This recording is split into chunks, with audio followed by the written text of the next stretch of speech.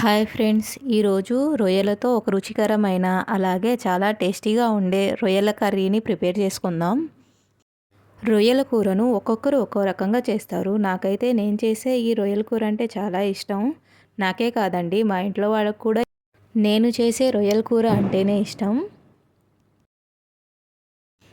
ఇక్కడ నేను 1 కేజీ రొయ్యలు తీసుకుంటున్నానండి. ఈ రొయ్యల షెల్ తీసేసి తీసుకొచ్చారండి.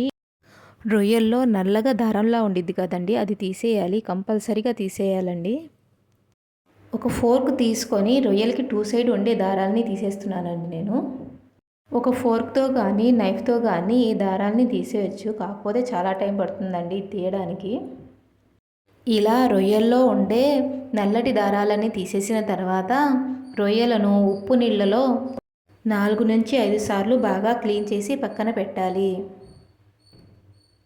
రొయ్యల కూర తయారు చేసుకోవడానికి స్టవ్ ఆన్ చేసి గిన్నె పెట్టి మనం ముందుగానే క్లీన్ చేసి పెట్టుకున్న రొయ్యలు, అలాగే ఒక మీడియం సైజు ఉల్లిపాయను కట్ చేసుకొని వేసుకొని అందులో రుచికి తగినంత ఉప్పు, కొంచెం పసుపు వేసి బాగా కలిపి మూత పెట్టి మగ్గనివ్వాలి.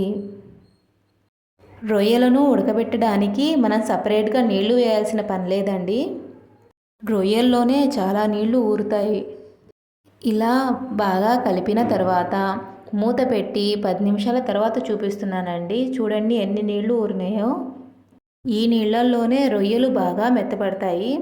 ఇలా నీళ్ళన్నీ ఇంకిపోయి రొయ్యలు మెత్తబడిన తర్వాత ఇందులో 1 స్పూన్ అల్లం వెల్లుల్లి పేస్ట్, 2 స్పూన్ల కొబ్బరి పేస్ట్, 2 స్పూన్ల కారం, 1 స్పూన్ ధనియా powder, 1/2 spoon garam masala powder, అలాగే 2 స్పూన్ల నూనె వేసి బాగా కలపాలి. మనం వేసుకున్న మసాలాలన్నీ ఆయిల్లో బాగా ఫ్రై అయ్యే వరకు ఫ్రై చేయాలి. మసాలాలన్నీ ఇలా బాగా ఫ్రై అయ్యి నూనె బయటికి వచ్చిన తర్వాత ఒక గ్లాస్ నీళ్లు వేసి గ్రేవీ చిక్కబడే వరకు హై ఫ్లేమ్లో ఉడికించాలి. ఇలా గ్రేవీ చిక్కబడి ఆయిల్ బయటికి వచ్చిన తర్వాత కొత్తిమీరను సన్నగా కట్ చేసుకొని వేసి 5 నిమిషాలు సిమ్లో ఉంచితే ఘుమఘుమలాడే రొయ్యల కర్రీ రెడీ అండి. 5 నిమిషాల తర్వాత చూడండి రొయ్యల కర్రీ ఎంత బాగా వచ్చిందో. ఇప్పుడు దీన్ని మనం సర్వింగ్ బౌల్లో తీసుకుందాం. రొయ్యల కర్రీని ఇలా సర్వింగ్ బౌల్లో తీసుకొని ఆనియన్ రింగ్స్, లెమన్, కొత్తిమీరతో గార్నిష్ చేసుకుంటే చూడండి ఎంత బాగుందో. టేస్ట్ అయితే మాటల్లో చెప్పలేము, అంత బాగుంది. కర్రీ అయితే చేసేసాను. ఇప్పుడు టేస్టింగ్ టైం. నేను చేసిన కర్రీ ఏదైనా ఫస్ట్ టేస్ట్ చేసేది మా వారి కోసం ప్లేట్ రెడీ చేస్తున్నానండి. ఈరోజు రొయ్యలతో పాటు సాంబార్ కూడా చేశానండి.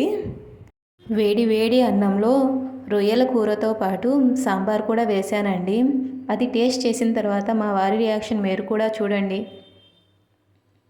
ఈసారి మీరు రొయ్యల కూరను చేసేటప్పుడు ఒకసారి ఇలా ట్రై చేయండి. ఈ వీడియో మీకు నచ్చినట్లయితే please like, share and subscribe my channel. Thank you.